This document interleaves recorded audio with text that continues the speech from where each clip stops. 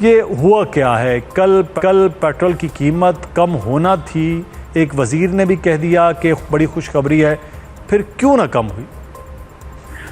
بہت شکریہ مدثر صاحب. ہمارا جو اندازہ تھا اس کے مطابق پیٹرول اور ڈیزل کی قیمت میں کوئی 42 روپے کمی ہو رہی تھی، اور یہ ہم نے صرف ایک موٹا حساب لگایا تھا. یعنی اگر ہم دبئی کا جو خام تیل ہے وہ اس وقت $75 ہے، حالانکہ جو امریکی خام تیل ہے اور برطانوی برنٹ ہے اس کی قیمت آپ کو پتا ہے کہ $71 پہ اور پھر $68 پہ بھی ریکارڈ کی گئی ہے کل. لیکن اگر ہم موٹا حساب لگائیں کہ $75 فی بیرل جو دبئی کا خام تیل ہے اس کے حساب سے بھی اگر قیمت نکالیں اور اس میں پاکستان کی طرف سے جو لیوی عائد کی گئی ہے 66 روپے اور 64 پیسے، پھر اس میں پیٹرولیم لیوی بھی ہے 2 روپے اور 50 پیسے، پھر کاربن لیوی بھی ہے 2 روپے 87 پیسے، فریٹ مارجن 8 روپے 64 پیسے ہے، پھر تیل کمپنیوں کا منافع بھی اس میں 7 روپے اور 87 پیسے ہے، ڈیلر مارجن 25 روپے ہے، کسٹم ڈیوٹی بھی اگر 11 روپے اس میں شامل کریں تو پھر بھی مجموعی طور پہ 256 روپے اور 52 پیسے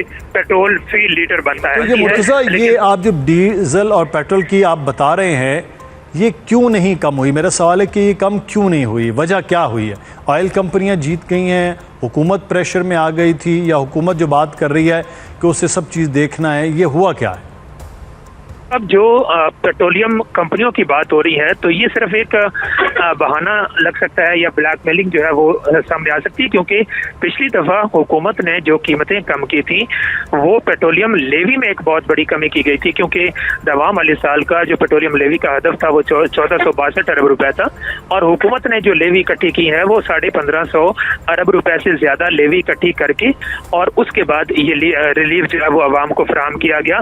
تو کسی صورت بھی اس میں آئل مارکیٹنگ کمپنیوں کا کوئی نقصان جو ہے وہ سمجھ میں نہیں آتا، کیونکہ تیل کمپنیوں کا جو منافع ہے وہ 7 روپے 87 پیسے ڈیزل پہ بھی دیا جا رہا ہے اور پیٹرول پہ بھی دیا جا رہا ہے. یہ بھی تو خبریں تھیں کہ جو آئل کمپنیز ہیں وہ یہ کہہ رہی ہیں کہ ان کا انوینٹری لاس ہوگا کیونکہ مہنگے پہ خریدا اور اب ایک دم سے پچھلی میں بھی 74 روپے 72 روپے سستا کر دیا گیا تھا اور اب جو ہے وہ دوبارہ سے سستا کیا جا رہا ہے. وہ کہہ رہے ہیں ہمارا انوینٹری کا لاس جو ہے وہ کوئی 104 ارب روپے ہوا ہے.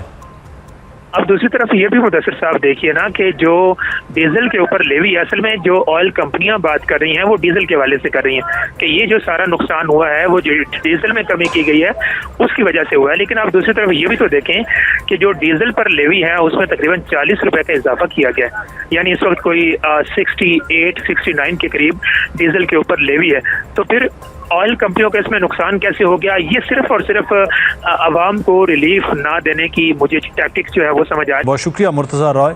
ایک وقت تھا جب دنیا ہاکی کھیلتی تھی اور پاکستان ہاکی پر حکمرانی کرتا تھا.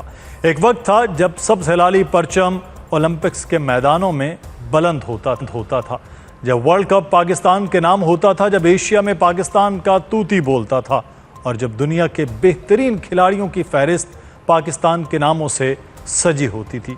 یہ وہ پاکستان تھا جس نے ہاکی کے 4 عالمی کپ جیتے. یہ وہ پاکستان تھا جس نے 3 اولمپک طلائی تمغے اپنے نام کیے.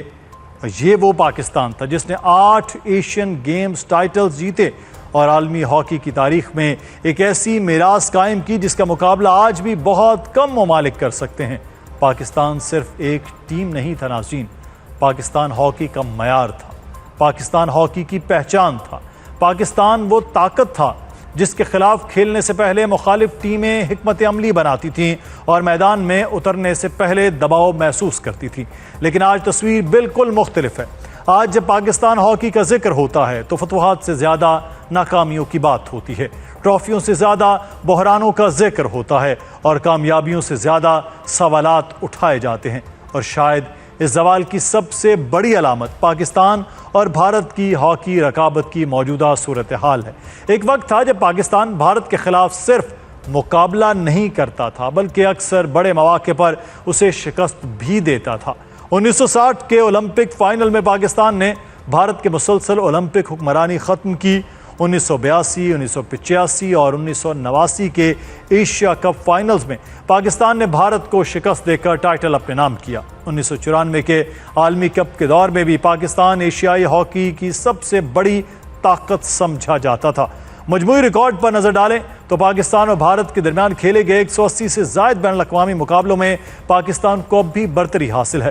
مختلف ریکارڈز کے مطابق پاکستان نے 82 جبکہ بھارت نے 67 میچ جیتے ہیں اور 32 مقابلے برابر رہے، لیکن تاریخ کا یہ پلڑا اب حال کی حقیقت کو نہیں بدل سکتا، کیونکہ تلخ حقیقت یہ ہے کہ پاکستان گزشتہ تقریباً 10 سال سے بھارت کو شکست دینے میں ناکام رہا ہے، اور ہر بار نئی جو شکست ہے وہ مقدر بنتی نظر آ رہی ہے۔ لیکن سوال مزید بڑا ہوتا جا رہا ہے کہ آخر ہم کہاں کھڑے ہیں، اور یہاں ایک اور سوال بھی پیدا ہوتا ہے کہ جب پاکستان کرکٹ ورلڈ کپ میں بھارت سے ہارتا ہے تو دنوں تک ٹی وی ٹرانسمیشنز ہوتی ہیں، خصوصی پروگرامز ہوتے ہیں، سابق کھلاڑی بلائے جاتے ہیں، اخبارات کے صفحے بھرے جاتے ہیں، سوشل میڈیا پر طوفان آ جاتا ہے، پورا ملک اس شکست پر بحث کرتا ہے۔ لیکن اب قومی کھیل ہاکی میں پاکستان ایک دہائی سے اپنے سب سے بڑے حریف کو شکست نہیں دے پایا۔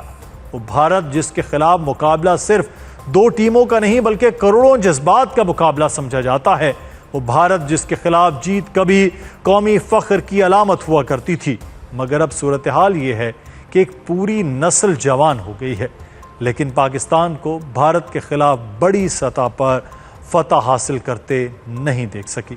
جب FIH پرو لیگ میں پاکستان ایک بھی میچ جیتنے میں ناکام رہتا ہے، جب دنیا کی سب سے کامیاب ہاکی قوموں میں سے ایک قوم مسلسل زوال کا شکار ہوتی ہے، تو نہ کوئی شور سنائی دیتا ہے، نہ وہ بحث نظر آتی ہے، اور نہ ہی وہ قومی توجہ دکھائی دیتی ہے جو اس مسئلے کا تقاضا کرتی ہے۔